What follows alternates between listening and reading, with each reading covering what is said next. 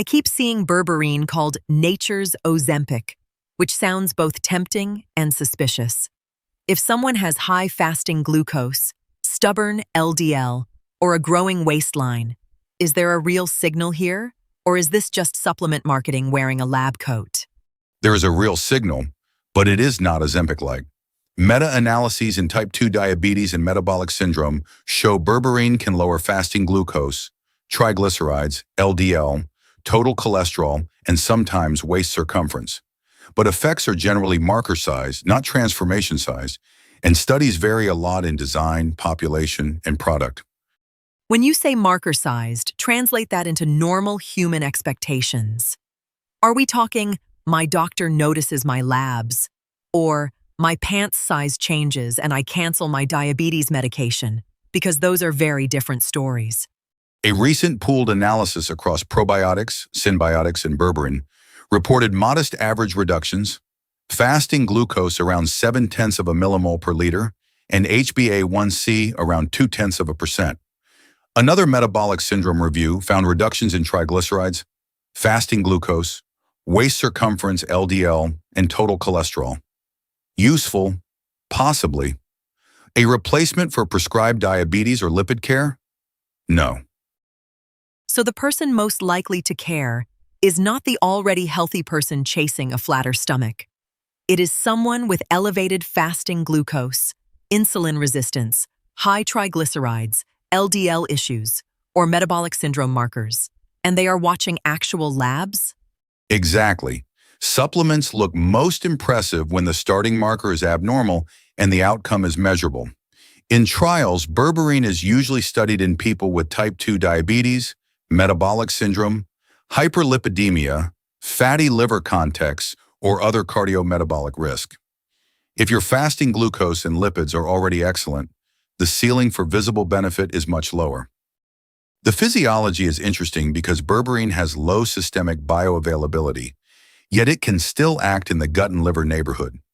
Mechanism papers discuss AMPK signaling, bile acid pathways, lipid handling, glucose metabolism, and microbiome shifts.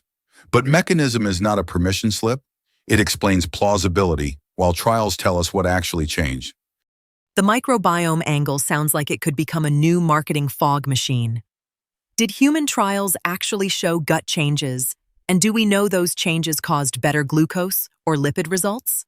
Human RCTs do show compositional shifts, and many occurred alongside improvements in fasting glucose, lipids, and inflammatory markers. But the 29RC6 review was careful. Populations and sequencing methods differed. Some shifts were not uniformly favorable, and causality was not established. So microbiome modulation is a plausible pathway, not a guaranteed health upgrade. Is berberine something you can meaningfully get from food, like eating more plants? Or are we talking about a concentrated alkaloid extract where the product itself becomes part of the risk-benefit equation? Right. This is not a just eat more berries situation. Trial products are controlled. Retail supplements may differ in dose accuracy, contaminants, combinations, and absorption enhancers.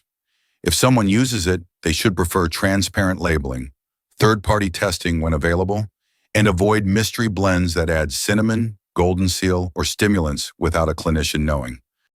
If somebody and their clinician decide to try it, what counts as it is helping?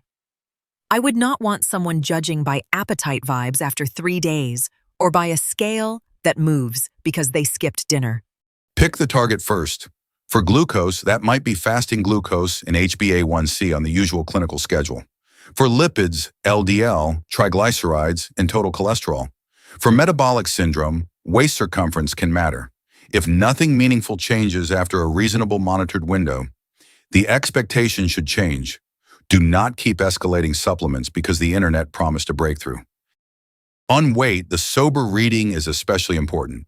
The metabolic syndrome review found a small BMI reduction and a larger waist circumference signal, but that does not equal drug-level fat loss.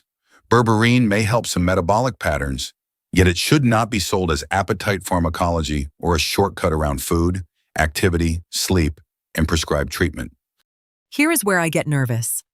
If it lowers glucose or affects liver and gut transport, then combining it with diabetes drugs, blood pressure drugs, blood thinners, transplant meds, or multiple prescriptions is not casual wellness anymore.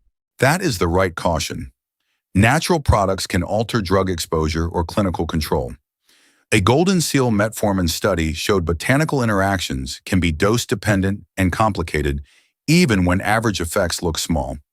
For berberine specifically, people on glucose-lowering medication need supervision because additive lowering is possible, and people on high-stakes drugs should not self-experiment. There are also clean red lines for casual use: pregnancy, breastfeeding, infants, and children. Not because every scenario has perfect harm data, but because berberine is pharmacologically active, product quality varies, and those groups have less margin for experimentation. That is a clinician-only conversation, not a social media recommendation. So the clean take is, berberine is not fake, but it is also not a miracle. It belongs in a measured plan for specific metabolic markers, with a real product, repeat labs, and a medication safety check. If the pitch sounds like weight loss magic, the evidence got stretched.